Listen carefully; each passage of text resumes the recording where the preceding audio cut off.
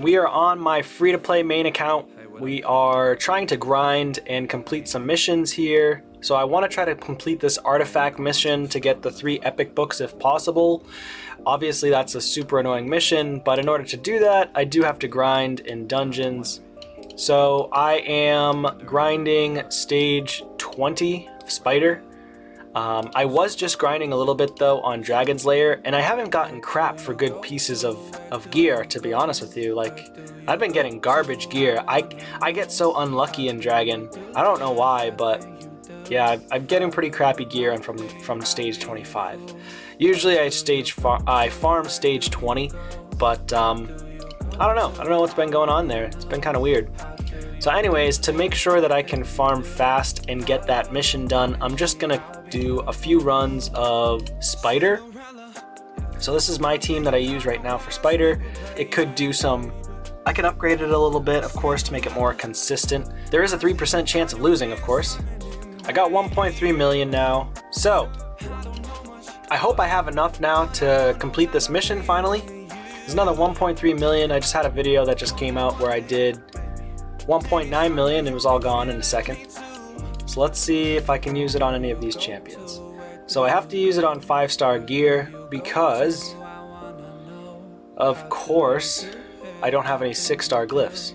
I do have a lot of 6-star gear now, so once you get to end game as a free-to-play or just a player in general, you start getting a lot better gear, and therefore all your gear is 6-star and it wastes more money. But you can do the max substat roll. I heard from a buddy of mine, actually a cousin of mine, Tardy, he plays the game as well. They said that you can get a max substat 5-star glyph if you throw it into a 6-star artifact.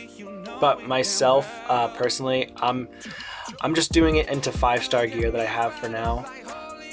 So let's see if we can max this out. Alright, there's 1. I need 2 more. 1. Alright, 2. 3. Oh god, here we go. 4. There's 5. Alright, 1 more. I need 1 more. Let's go. 1. 2. 3.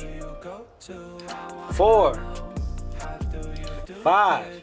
Oh god. 6. How many am I gonna do? 7. 8. 9. Oh man. 10. 11. Yes! We finally done it. Oh, it's finally done. The deed is done, okay? I hate that mission. Such a waste of silver. Such a waste of silver. Stupid mission. Boom. Done. There's another 50 gems in the bank. Alright, so now we gotta beat the boss on the 10th floor of Hard Doom Tower. Alright, let's do it. I've already beaten the boss, so let's get Bommal down, guys. I'll show you the team that I use. So, here's my Bommal team. I know I was going to showcase this to you guys. So, Bommal, floor 10 of Hard Doom Tower. I use Rector Drath, and then I've got Golgarab, and I've got Master Butcher, of course Geomancer because he's an absolute monster, and then for more support I've got Vogoth because we don't want to die. Sometimes you lose though, and unfortunately it just happens, so I just usually run it on auto, but I'll just do 2 keys for now. So let's see what happens. It should be able to do full auto. I've done it a few times now, and I've been trying to farm some more Bommal to get that good gear for resistance. And I think Bommal is like immunity gear with 40 resistance, so it's really nice. Alright, let's see what happens. This is the slow part because I don't have like a damage dealer that's gonna absolutely destroy the waves here. Ethos goes through waves like it's nothing. It's like butter. He's just buttering biscuits. He's just like, yo, you like that? Bang!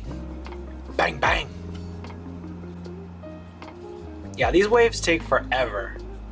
Most annoying part is these waves. Slow but sure, you know? because they just keep attacking my Vogoth, and then my Vogoth just heals them up, so we just won't die against these waves. It's like not possible to die against these waves. The reason why we're using Geomancer is because Geomancer has that decreased accuracy, which is massive for your entire team. Decreased accuracy against the Bommal boss. If you don't have that, then he's always landing those bombs, and the bombs kill you like in literally 1 or 2 shots. So you have to have the decreased accuracy. Alright, we're on to the boss. Here we go. You're gonna see what happens here on full auto. We got the decreased accuracy, which goes on pretty much right away. So that way, hopefully, our team is resisting. And Rector Drath is so good because when she has the perfect veil on all of your allies, the resistance on all your allies goes up by 50. And that's massive. Honestly, it's huge. Now, he will use his ability that decreases the turn meter of the boss. However, when those bombs go off, we should be fine. With Master Butcher's passive ability and also Vogoth's passive ability, we will heal up when we get attacked. Plus, we have tons of passive healing by our Rector Drath as well, so it should be fine. Plus, that HP burn is ticking a lot of damage on the boss. And I do have Golgarab in a reflect set, or not reflect. It's the set that reflects the damage back onto the boss. So consider building your champions in that. It's massive for this Bommal boss. And I'll show you the builds right afterwards as well. So let's see what happens. He's already almost dead. Once we get to the boss, it's quick. It's just the waves that take a while. The waves are there just to slow you down, to be honest with you. Look at all those heals. Alright, we resisted everywhere on the board. Now, you honestly want as much resistance as possible. Bommal, with a decreased accuracy and a resistance aura, or a just resistance, high resistance in general, is going to beat Bommal because he won't place any of those bombs on your champions. Alright, he's got an increased attack on himself, which does a lot more damage. But, as you can see, we're doing just fine. We should be able to win it at about maybe under 7 minutes. Boom, there's another decreased accuracy. Okay, we just healed up again. Resisted all around the board. And the decreased accuracy is so massive by 50%, so that brings Bommal's accuracy down to about maybe 200, 250 accuracy. So as long as you have decreased accuracy, you'll be good. So there you go, Bommal's down. 6 minutes and 39 seconds. The fastest time I have is 6:37. And it's pretty consistent across the board. Rector Drath is not the damage dealer. Rector Drath is only there to help with healing and mitigation of damage to your allies. She helps with the support in general, adds a little bit more resistance to your team, especially with the resistance aura of 55. And Master Butcher, of course, helps with his passive ability. This is more of a free-to-play friendly team because I am free-to-play, so this is kind of what I had to come up with to beat this boss. And so let me go ahead and showcase to you guys the team, the gear. So let's go over here. We did beat the Doom Tower mission, so we're going to go ahead and collect that. Now it's using 120 silver keys in Doom Tower, so that's going to take a little while. It's going to take at least 12 days, which kind of stinks. Well, maybe more. It might take less time. It might take like 10 days or 8 days, something like that. I think you get like 16 silver keys a day, something along the lines of that. So let me go in here and just showcase to you my team. I recently upgraded my Rector Drath. So here's my team. I put my Rector Drath in a regen set because I want her not to die. I need her to take turns as fast as possible. And we want to make sure that Rector Drath has a lot of HP and a lot of defense and a lot of speed. And then a lot of resistance. So HP, defense, speed, and resistance is all you need on her. Now, if she does have higher accuracy, which I wish I had, then I would consider going with at least 300 accuracy on this champion is going to be able to land in hard Doom Tower, the decreased attack, because the decreased attack against this boss is massive. So it's going to mitigate all the damage that that boss does to your team, which again is going to help your team survive even longer. So we've got regen, like I said, regen set with speed. We've got a chest plate and perception with resistance because we do need resistance. And then I do have crit rate on her. The only reason why I have crit rate on her is because she has the triple roll on resistance right here. So crit rate high resistance. If you can do defense or HP percent gauntlets for perception with triple resistance, even better. Or even a quad resistance would be better with speed. So like, this would be much better with more speed, because at level 90 Bommal Hard, he's going at 250 speed, and of course my team might not be strong enough to beat him without more stats. Now I will say I do not have any masteries yet on my Rector draft, so there's room for massive growth and improvement. So I need at least 420 resistance against Bommal 90. So I'll end up going down with the masteries of Unshakable most likely, or Eagle Eye, just depending on how much I get for resistance on these other pieces of gear. So if I happen to get more resistance elsewhere, which I don't think I do have resistance elsewhere. Yeah, I have one right here where it's level 11. So I would want to hope for 6-star resistance and get 16 more resistance here, and then more speed glyphs. But it's going to take a while to get there. And then I still need to upgrade her skills as well. So once her skills are upgraded, then we're going to be looking good. So there you have it for that champion. Let's take a look at Golgarab. Now my Golgarab isn't crazy built. He's built in a deflection set, I believe. Yeah, deflection. So we want to make sure that he's deflecting the debuffs back onto Bommal. He's the only champion on my team that has deflection. If you can get your whole team in deflection, even better with high resistance. But yeah, so, and I think it's a matter of if he even tries to place a bomb on your champion, regardless of how high your resistance is, there's a chance that they'll deflect it back, even if I have 420 resistance. So my Golgarab has 3200 defense, 5100, 51,000 HP, 213 speed, 363 resistance. But again, because of that aura, we are looking a lot better because of her aura of 55 resistance in Doom Tower. So we don't really have to worry about getting 400 resistance because they're resisting all of the debuffs anyways. So I do have him in a resistance banner with speed, resistance, or HP, sorry, HP chestplate flat stat. Now this isn't the best deflection chestplate, I will say, but the reason why I kept it like this, and I won't change it, and I won't do a Chaos Ore on this, is because he has resistance 4 rolls on resistance, and so I just need to get this 16 for a glyph. So if I get 16 more with a glyph for resistance, then it's going to go to 69 resistance, which is not bad with HP. And then I put defense on the gauntlets and then speed on the boots. You could go with HP on the gauntlets, which would bring them up a little bit higher with HP, which would hopefully help with more survivability, but again, that's kind of difficult. I got defense with a triple roll of resistance here as well.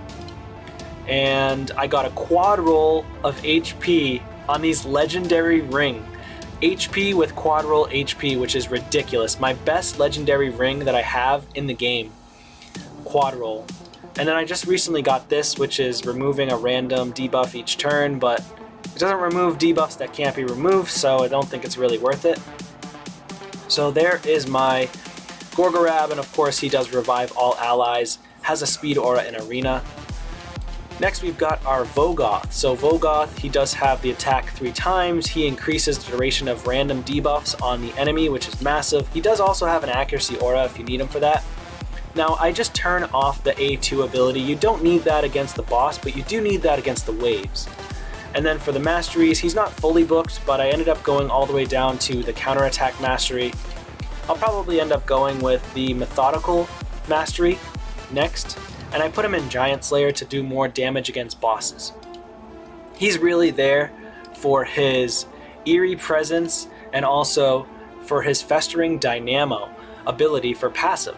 Whenever he's attacked, heals all allies by 50% of the damage taken, only heals by 25% of the damage if it's from bosses. This champion will only receive half of the heal that all other allies receive, so against bosses he's only getting a 12.5% heal, and against enemies in arena, things like that, he's getting a 25% heal. So the next champion that I had was, let's see, Golgarab. I used them. I also have Geomancer, which is right here. So Geomancer attacks all enemies, places the decreased accuracy if it's booked out. a 40% chance to land decreased accuracy, and if you put him in the Mastery to do Fearsome Presence, then it'll bring that buff up to 45%, but I don't recommend doing that. I recommend putting him in War Master and then putting him in Accuracy Tree if you don't have enough accuracy. So I ended up putting my Geomancer also in a regeneration set, super helpful. He is in HP on flat stat HP, which obviously I would want better gear than flat stat HP, but because it's a legendary regeneration piece, I guess it's not so bad, right? Because it's got double roll on resistance, double roll on accuracy, defense and speed, so that's why I kept it. And then I've got HP on the chest plate, speed on the boots, 5-star, so of course we can get 6-star, 227 speed. He's not built for damage. He does have enough accuracy to land without an accuracy or a lead. Resistance, I would love to get his resistance higher than that, but of course it is what it is. I can't get it any higher at this point. And then of course we have accuracy, speed, resistance, attack. It's kind of the theme. This one's a triple speed, which is really nice with accuracy. This one's defense, speed, accuracy, no resistance. Yeah, so skills, he is fully booked and his masteries are fully done with War Master. And then the last champion, of course, is Master Butcher, which you guys all know is very similar to Vogoth for his passive ability. So his passive ability is when attacked, heals all allies, but this one is equal to the amount of damage taken, and it does not work on bosses. However, it works against the bombs that Bommal drops. So that's why this guy is so important to utilize against Bommal. And then he revives a random ally with full HP whenever he is killed. So if for some reason he's killed, hopefully he either revives Golgarab or he revives my Rector Drath when he gets killed. And then he has the Barking Orders, which increases the crit rate and attack on your champions and provokes an enemy. But I just turn the Barking Orders off against the boss. And then the A1 just does a provoke on one enemy. His masteries, he's not fully done with his masteries, but I'm going to go with Resistance Unshakable. And then I'm also going to go with probably something else. I don't think it really matters what else I go with here. Probably I'll go with like Deterrence maybe, or something else. Or maybe even Selfless Defender. So he takes the damage instead of the allies.